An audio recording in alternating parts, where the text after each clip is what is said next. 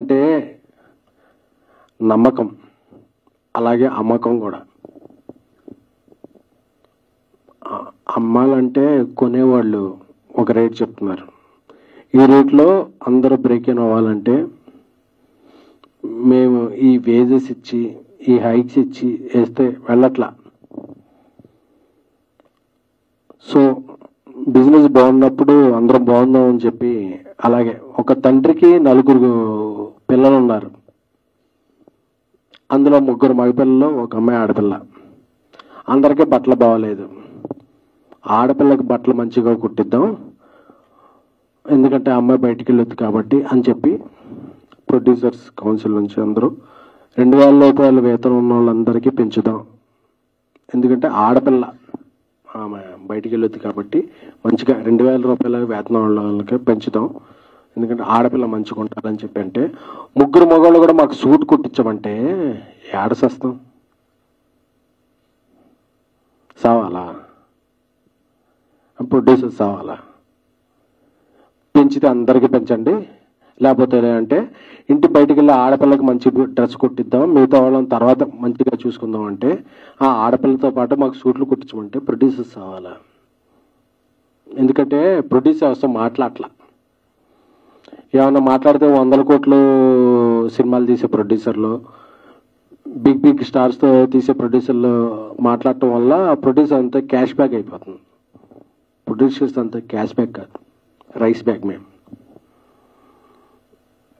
అందరికీ డబ్బులు కట్టి అందరికీ డబ్బులు ఇచ్చి చివరికి ఇంటికి వెళ్ళేటప్పుడు జేబులో రూపాయి ఉన్నా లేకపోయినా ప్రొడ్యూసర్ ట్యాగ్ వేశారు కదా మనం ప్రొడ్యూసర్ అని చెప్పి ఒక మేక గాంభీర్యం అంటారు కదా, అది చేసేవాళ్ళే తప్ప ఇయర్లీ 250 ఫిలిమ్స్ రిలీజ్ అయితే 20-30 ఫిలిమ్స్. చాలామంది పెద్దలు కూడా చెప్పేస్తున్నారు పాన్ ఇండియా సినిమాలు అయిపోతున్నాయి, టికెట్ రేట్లు పెంచేసాము అది అని చెప్పి. అది చిన్న నిర్మాతలకి, మిడ్ రేంజ్ నిర్మాతలకి ఏం వర్తించు, మా కష్టాలు వేరు. అందుకే ఈ ప్రెస్ మీట్ ఈరోజు.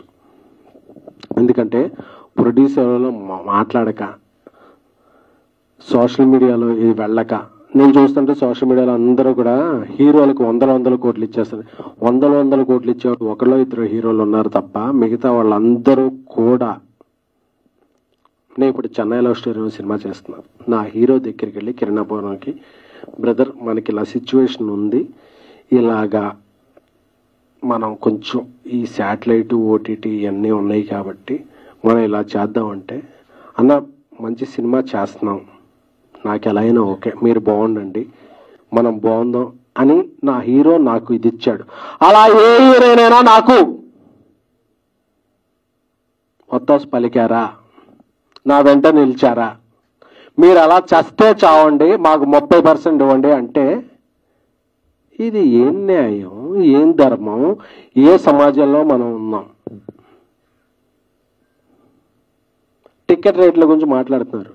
టికెట్ రేట్లు 250 సినిమాలు రిలీజ్ అవుతుంటే ఒక 5, 10, 15, 7 సినిమాలకు పెంచుతారు. మిగతా సినిమాలకు మామూలు రేట్లు పెంచుతున్నా, మామూలు రేట్లు ఉంచుతున్నా థియేటర్కి జనాలు రాని సందర్భంలో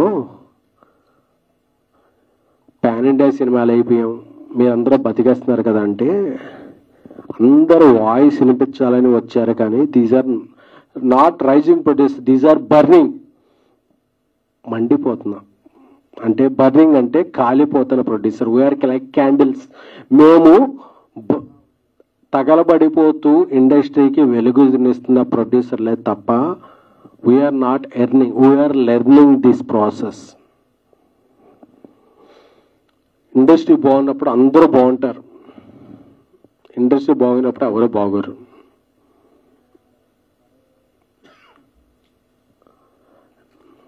ప్రతి నాన్ థియేటర్కల్ సంస్థ ఈ సినిమా ఈ టైంకి మీరు సినిమా ఇస్తారా, ఈ టైంకి సినిమా ఇస్తారా మీరు అని డెడ్ లైన్లు పెడుతుంటే వాళ్ళ హెడ్లైన్లో ఎలాగ రావాలో తెలియక మేము సినిమాలు నిర్మిస్తున్నామే తప్ప ఇక్కడ ఎవ్వరికి, ఇక్కడ ఉన్న వాళ్ళు ఎవ్వరికి మేము ఈ సినిమా నుంచి డబ్బులు పట్టుకెళ్తాం అనేది లేదు.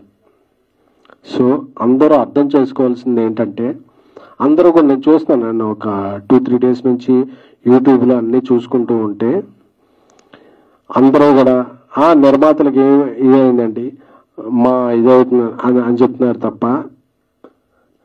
నిర్మాతల